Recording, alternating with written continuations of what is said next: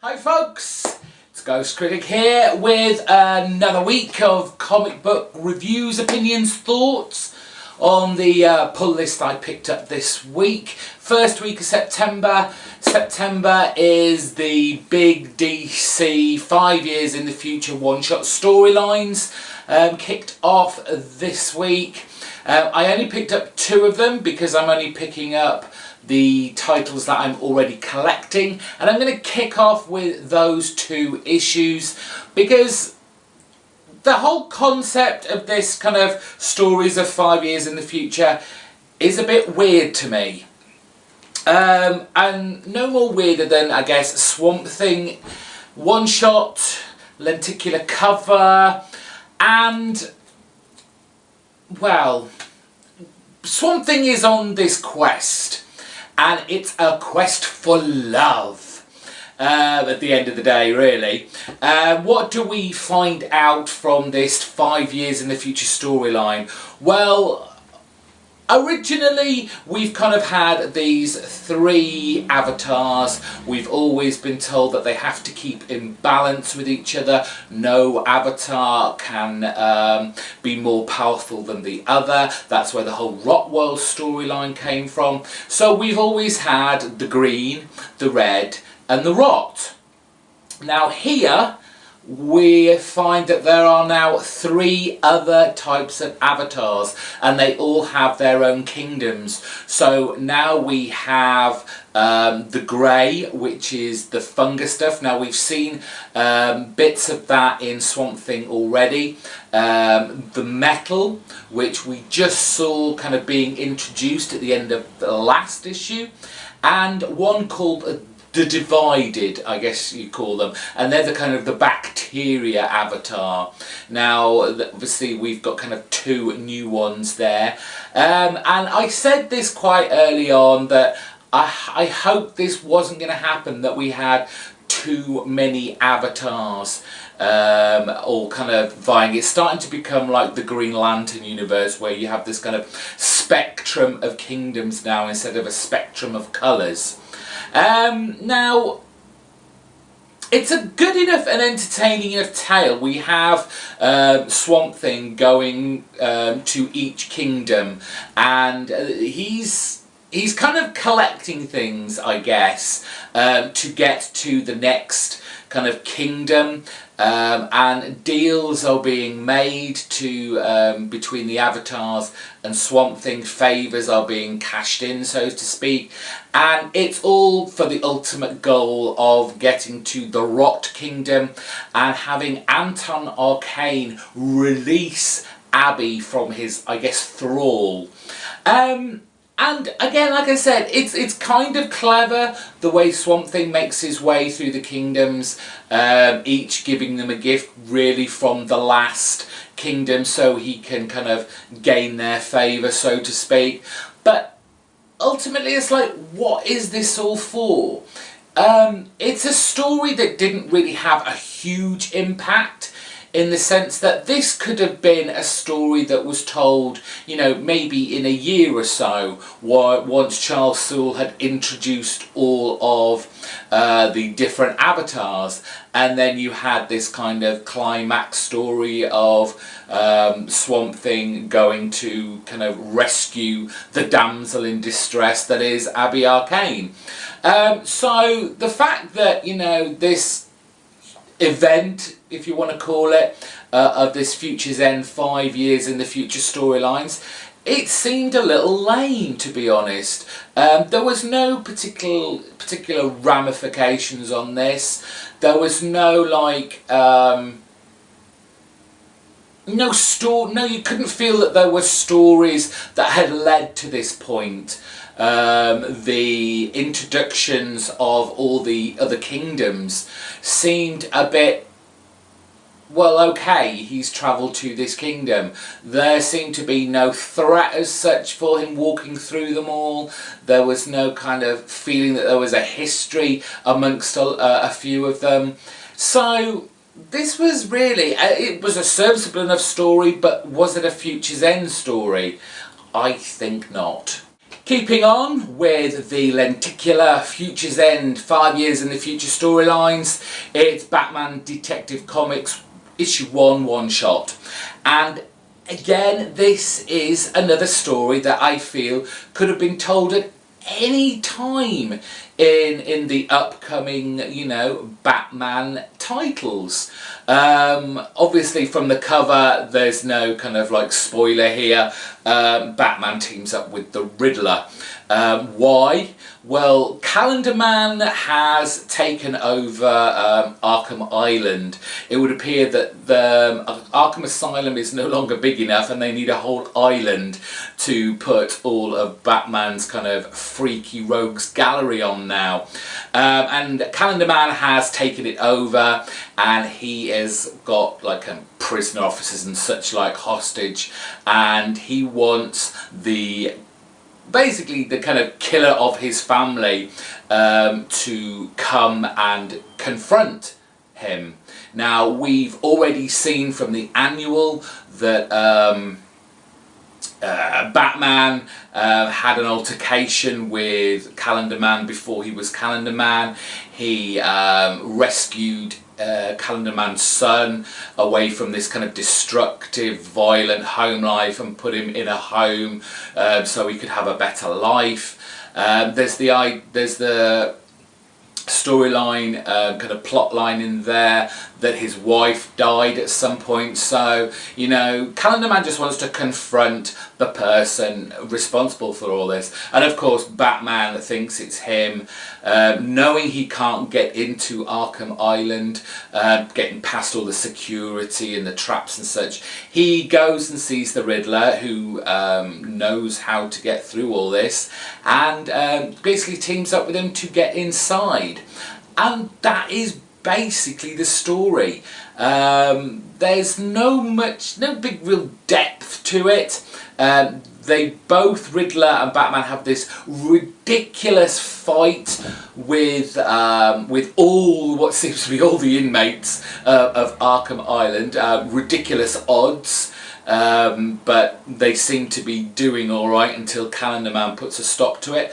The redeeming quality of this issue was actually the very end, where there's a kind of twist to the storyline, and I guess cleverly done by I don't even know who wrote this this week. Let's have a quick look. Is it still Scott? Oh, it is. It's Brian Buccellato. So it's another bit of a non-story, really. No impact.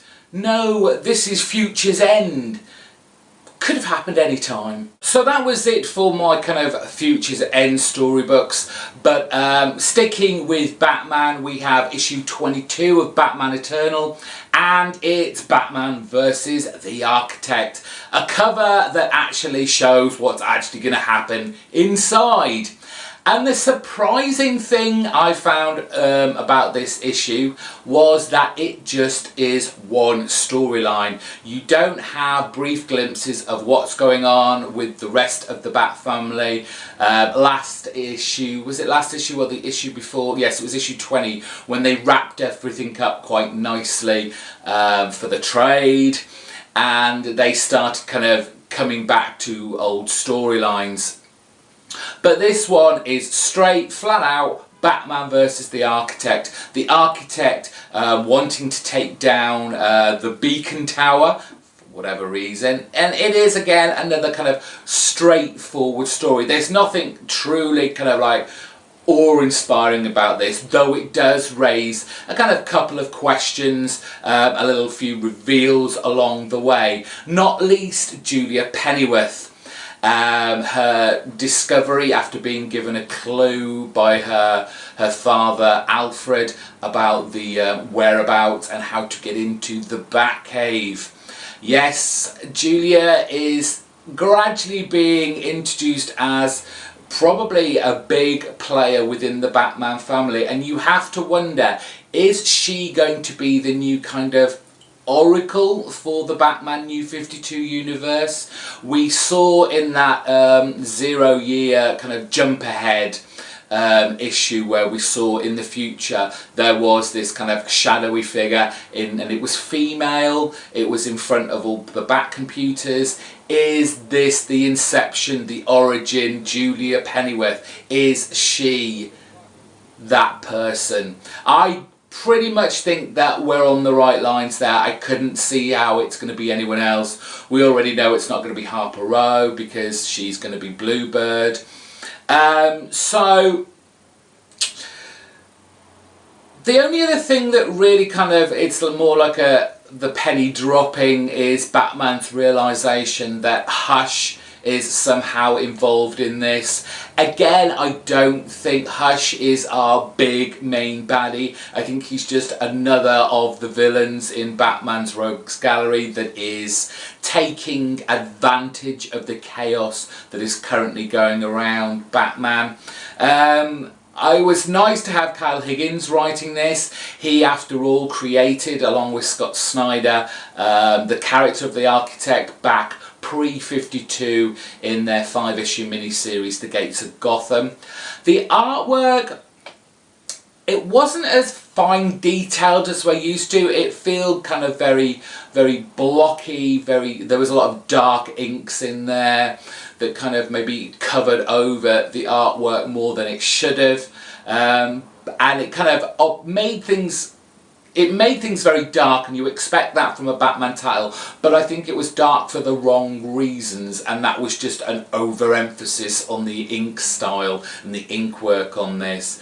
But again, Batman Eternal, it still intrigues me, it still pulls me in. I'm still very excited to kind of continue with this title. Moving on to Marvel, the only Marvel comic I'm currently getting, and it's not that great.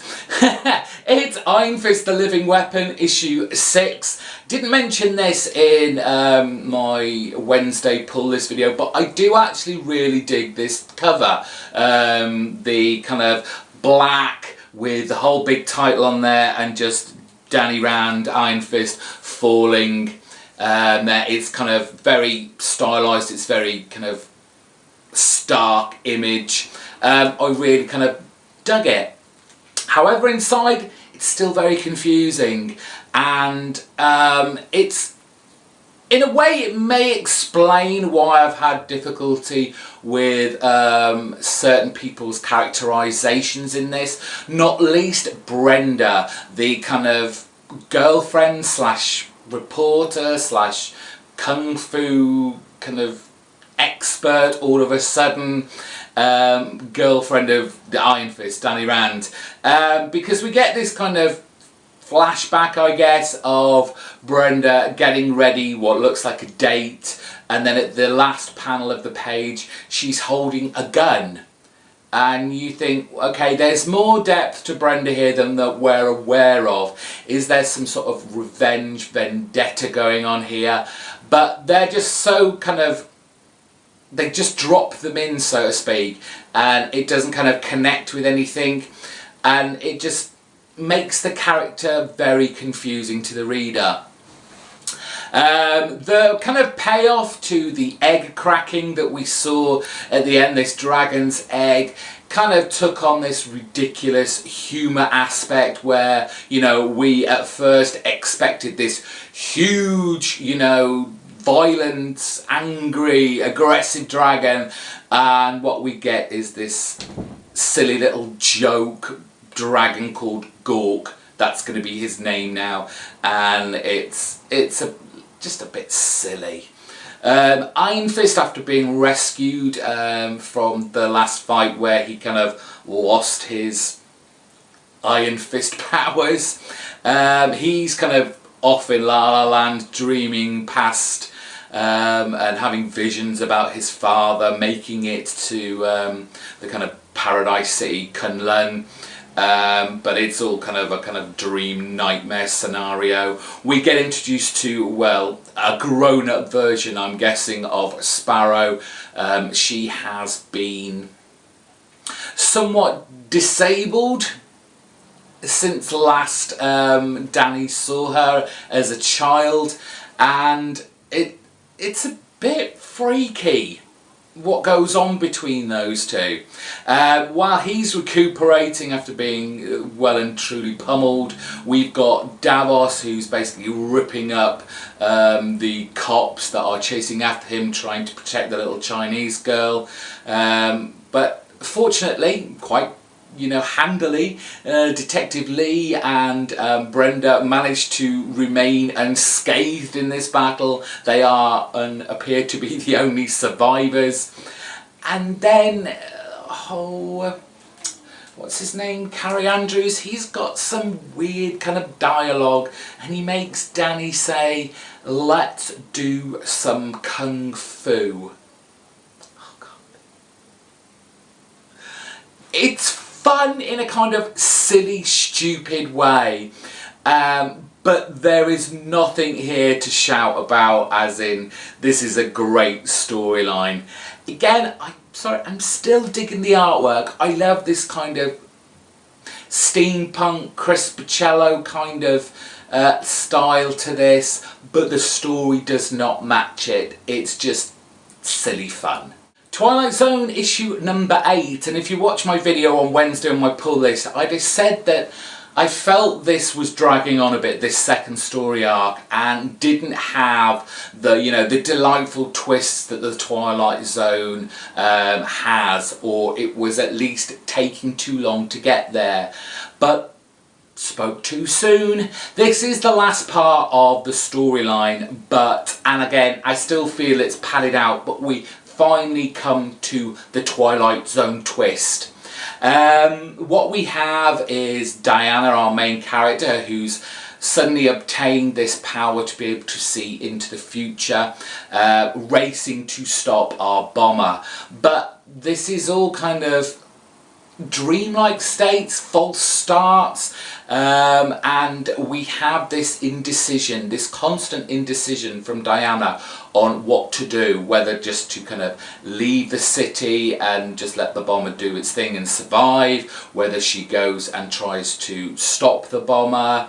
And you kind of get this history, this back history of her through various points in her life where people tell her that she'll never become anyone, she'll never make anything of herself, and we get this firmly embedded for what we are seeing now. She has taken on, she realizes, or she thinks she isn't good enough, so she does nothing until the last minute, and then is it still too late? And then our twist comes in, and we have our mysterious grey-haired man appearing that we've seen in the previous storyline, and no doubt we will see in the next story arc. And we realise this is very much, and I don't want to spoil too much on this, but it's very much a Groundhog Day scenario, but with much deadlier results. Next issue is the start of the next storyline, and we are going to go on a bit of a time travelling storyline by the sounds of it, with the detective that we saw in the first story arc. A great end to Diana's story arc, but just took a little bit of time to get there. Okay, my penultimate book of the week, it's Hinterkind, and it's issue 11, and this book was all about betrayal. Certainly is the order of the day. We've got Mr. Hobb working for the Vamps. Okay, it's kind of through necessity, having been captured by them at the end of last issue. But then we have Malachi, who was the Red Knight kind of personal guard to the Queen of the kind of Hinterkind, the City, I think they're called. He smelt the treachery that was afoot, but with the Queen's daughter now taking her place, he doesn't really stand a chance, and does his best to escape from being caught for what would be treachery and treason. The Centaurs, again betraying everyone. Looks like they're going to make a deal with the vampires, and an easy alliance more than likely. And of course there's that surprise revelation regarding the Queen's assassination, which I am not going to spoil for you. This book, I say it now every time I pick it up and tell you about it, it has really kind of grown on me. It's come along in leaps and bounds. It's an amazing read and will be firmly at the top of my reading list now.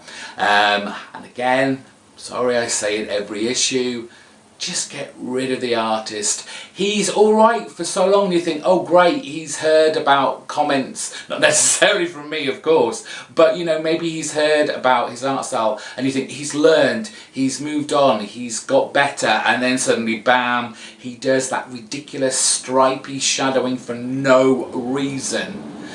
But apart from that, great book. Finally, it's The Woods from Boom Studios, issue 5. Not last here because it's my pick of the week. I don't think anything was really outstanding this week to gain that accolade, but The Woods was still a steadily good title to be reading. We have this kind of flashback to before the school was whisked away to this alien planet. And we get a kind of backstory to one of our main characters, Tsunami. I think that's how you pronounce it.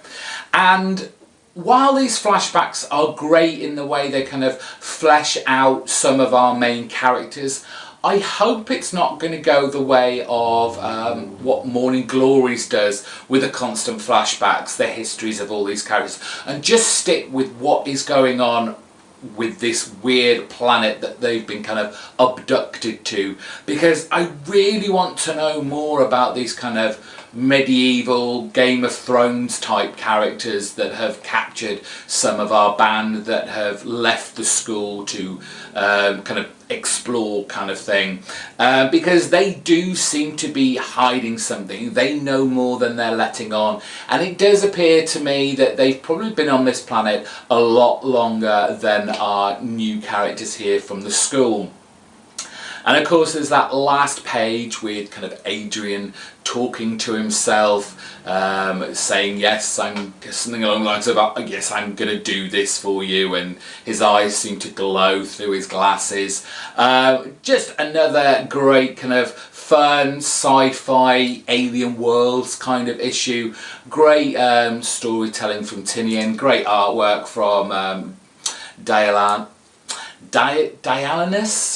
Sorry, butchered that name, but it is just a good fun sci-fi book to get your teeth in, so to speak. And that's it, me, GhostCritic, signing out. Thank you all very much for watching. If you're new here, there's a subscribe button. You could hit that, then you won't miss out on any of my future videos. They come out Monday, Wednesdays and Fridays. What else can you do? You can hit that like button, give it a thumbs up, and you can let me know in the comments section below what you thought of the books that I picked up this week, or tell me about some books that you're reading. I kind of feel bad that I'm not reading more Marvel. I know there's this, I mean this is next year, but there's that kind of rumours of Marvel relaunching. Shall I wait till then? Or are there any Marvel books out there at the moment that, you know, might be worth starting on? Let me know in the comment section down below, and until next week, have a great weekend. Bye bye.